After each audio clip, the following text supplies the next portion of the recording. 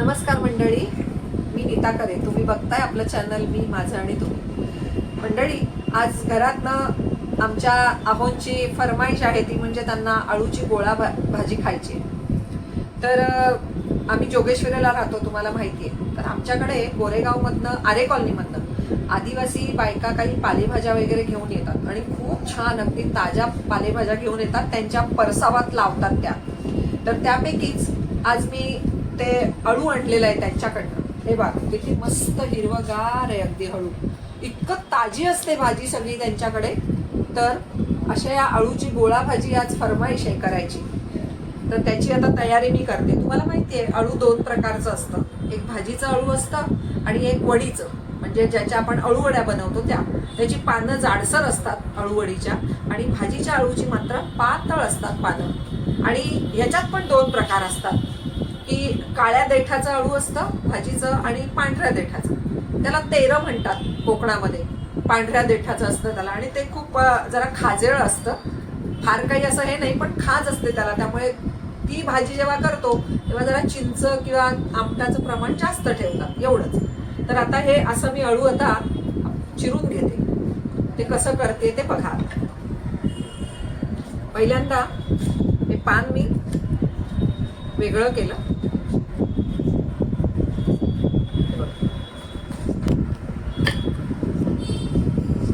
आणि हे जे देठ आहे, हे देठ हे आपण असंच घेऊ शकत नाही भाजीमध्ये.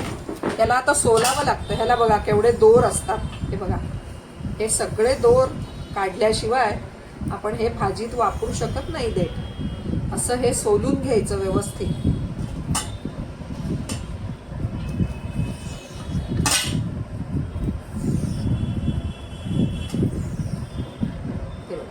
हे असं देठ सोलून घ्यायचं. आणि त्याच्यानंतर माझ्याकडे एक गंमत सांगते. मी आता हे चिरतेय. जेव्हा मी कॅटरिंगचं हे सुरू केलं, म्हणजे घरी ऑर्डर्स वगैरे द्यायला, तर तेव्हा माझ्याकडे ना रत्नागिरी पट्ट्यातल्या बायका, म्हणजे अलिबाग, पेण, रत्नागिरीच्या अलीकडच्या, तर त्या बायका माझ्याकडे मदतीला असायच्या. 4-5 जणी होत्या. तर एकदा मला त्यांची आयडिया फार छान वाटली. अळूचं फतफद तर खूप असायची ऑर्डर ना. तर त्या काय करायच्या, असे ही जी देठ आहेत, तर ही ना खाज असते याला. तर ते वाचवण्यासाठी अळूच्याच पानामध्ये अशी ती देठ अशी गोळा करायच्या, आणि त्याच्यानंतर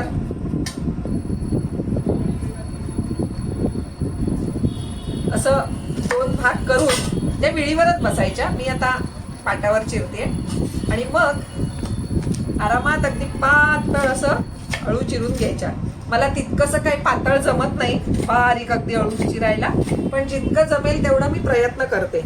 आणि त्यामुळे काय होतं बघा, खाजही लागत नाही अळूची हाताला, आणि काळं पण, राप पण लागत नाही. ही मला आयडिया खूप आवडली. मी सहज आपलं गंमत म्हणून सांगितली तुम्हाला. हे बघा, अशा पद्धतीनं आता मी हे बारीक चिरून घेते सगळं.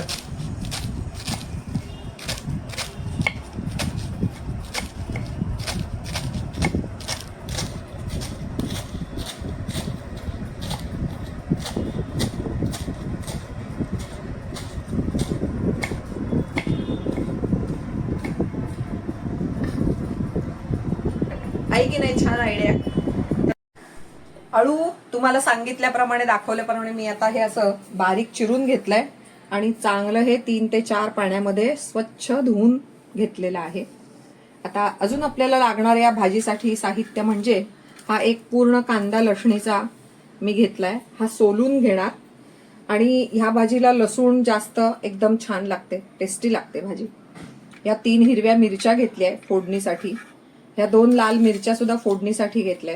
हे 5-6 कोकम, कारण खाजेर अळू असतं त्यामुळे तो खाज जायला अळूची कोकम घेतलंय. त्याच्यानंतर अर्धी वाटी मी तूर डाळ घेतली आहे. हे जवळजवळ 1 वाटीभर कणी घेतली आहे तांदळाची. ही मी मिक्सरलाच केली आहे, बंद चालू करून. अशी कणी हवी. आणि एक अर्धा चमचा मिसळवणाचा डबा हे मेथीचे दाणे घेतलेत. मी गोळा भाजी करतानाचं प्रमाण मी अर्ध ठेवते, डाळ आणि याचं तांदूळ. आता ही 1 जुडी होती, त्यामुळे 1 वाटी तांदूळ आणि अर्धी वाटी तूर डाळ असं प्रमाण मी घेतलंय. छान लागते, टेस्टी लागते भाजी. त्यानंतर हे मिसळवणाचं साहित्य सगळं मोहरी, जिरं, हिंग नेहमीप्रमाणे, चवीपुरतं मीठ घ्यायचंय आणि कंपल्सरी तुम्हाला सांगितल्याप्रमाणे शेंगदाण्याचं तेल मी वापरते. आता आपण पहिल्यांदा डाळ, तांदूळ आणि मेथी असं एकत्र करून धुवून घेऊया आणि हे शिजवायचं. हे शिजवताना ह्याचं प्रमाण आपण गुरगुट्या भात करतो की नाही आटवल, तर तसं ते झालं पाहिजे शिजून. भात नाही झाला पाहिजे त्याचा, मऊ एकदम खिचडीसारखं आटवल्यासारखं झालं पाहिजे प्रमाण शिजलेलं. आणि त्याच्यात मी हळद हिंग घालणार थोडासा. तर आता मी ते धुवून घेते. आपण साधा भात करताना कसं 1 वाटीला 2 वाट्या पाणी घेतो, बरोबर ना, सर्वसाधारणपणे नॉर्मल. आता मी 1.5 वाटी हे जवळजवळ साहित्य झालं होतं, तूर डाळ आणि तांदूळ. तर आता मी त्या 1.5 वाटीला 6 वाट्या पाणी घातलेलं आहे, म्हणजे हे अगदी छान मऊ गुरगुरीत शिजेल. आपण आता हे शिजायला ठेवूया. ह्याच्यामध्ये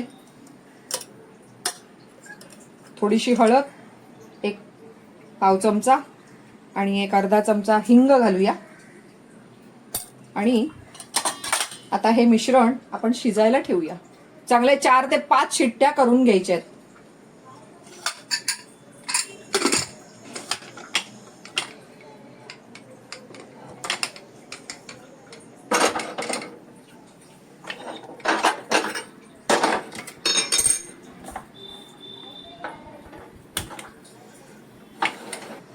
आता आपण हे एका बाजूला शिजत लावलंय डाळ तांदूळ. आता आपण एका बाजूला आता ही कढई ठेवून फोडणी करूया.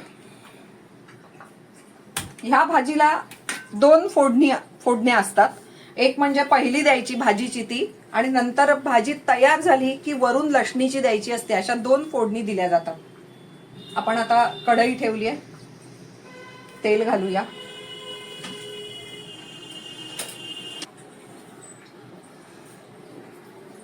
मी 1 ते 2.5 चमचे तेल घेतलंय. तापू दे आता चांगलं.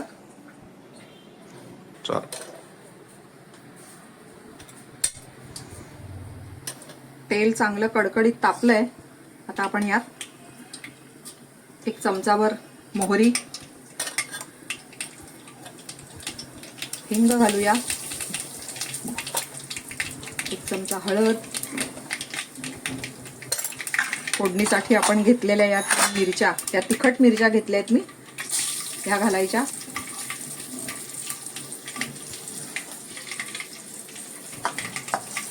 मिरच्या जरा तळल्या जाऊ देत.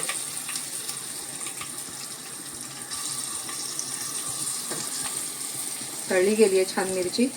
आता आपण चिरलेलं अळू या फोडणीवर घालूया.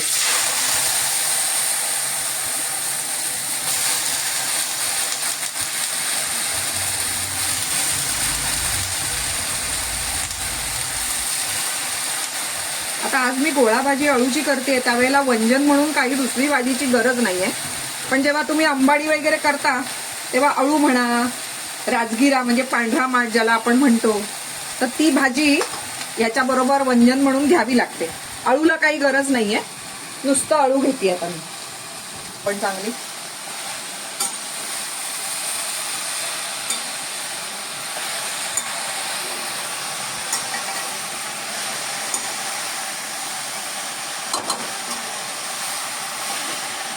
अळू परतून दरदरून वाफ काढून घ्यायची.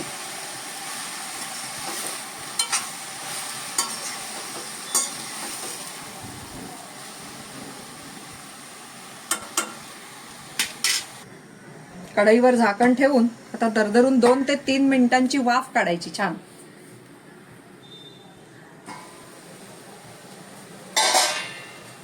आपण छान वाफ काढून घेतली अळूला. परत परतायचं.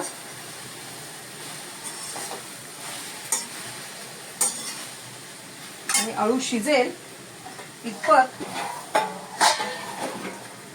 त्यात पाणी घालूया. थोडं 1-2 कप पाणी घालूया.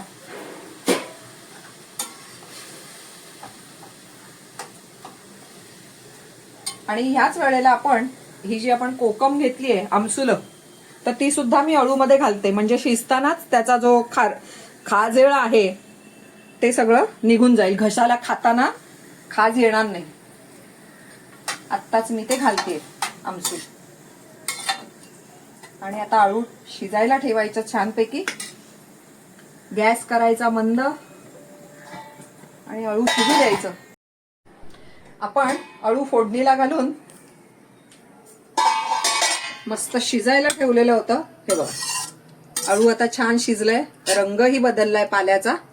हे बघा आणि हे छान शिजलेलं आहे. आणि इथे मी तुम्हाला म्हटल्याप्रमाणे बघा मी दुप्पट पेक्षा जास्त पाणी घेऊन ही तुरडीची डाळ, कणी आणि मेथीचे दाणे असं हे बघा असं मऊ शिजलं पाहिजे. आता हे सगळं मिश्रण जे आहे शिजलेलं ते मी आता या कढईमध्ये घालते.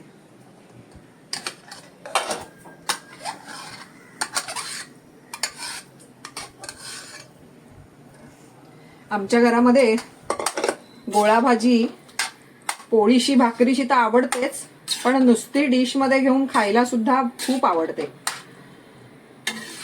हे जरा आता मिश्र करायचं व्यवस्थित.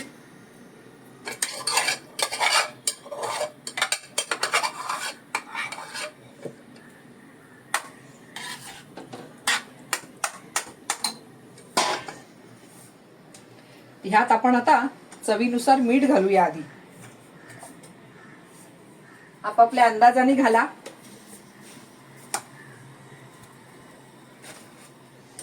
परत एकदा ढवळून घेऊया.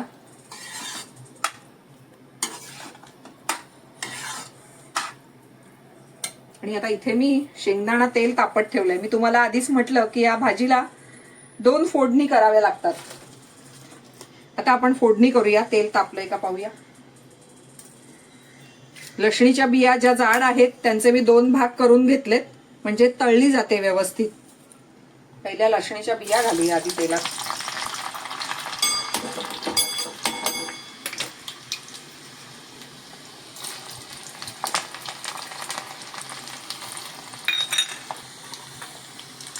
फोडणीमध्ये मोहरी घालूया,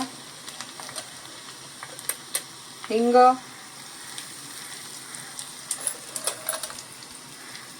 हळद,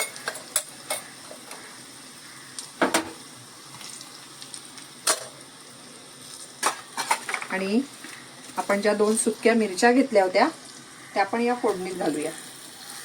आता या फोडणीमध्ये फोडणी खमंग झाली पाहिजे आणि लसणीच्या बिया लाल बुंद झाल्या पाहिजेत. थोड्या व्हायला हव्यात.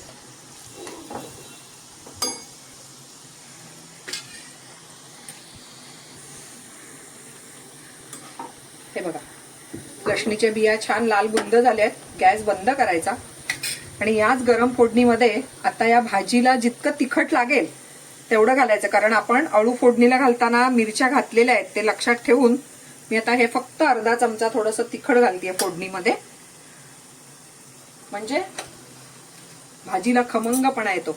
आणि आता ही फोडणी सगळी ओतायची भाजी.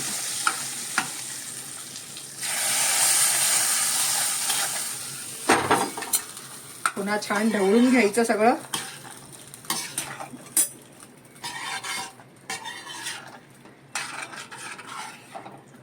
आणि आता हे सगळं मिश्रण पुन्हा एकदा 2 ते 3 मिनिटं छान खदखदू द्यायचं झाकण ठेवून.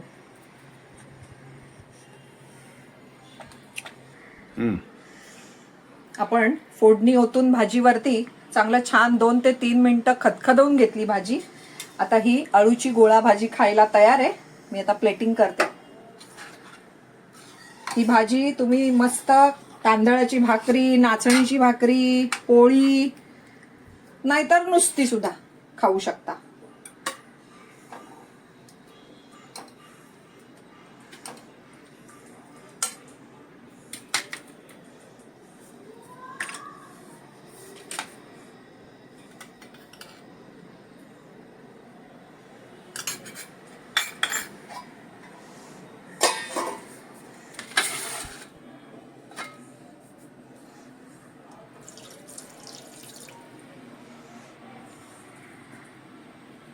आता तुम्ही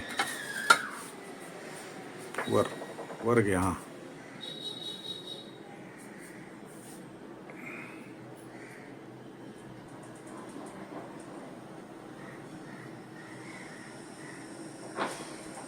हा व्हिडिओ तुम्हाला आवडला असेल तर लाईक करा, शेअर करा.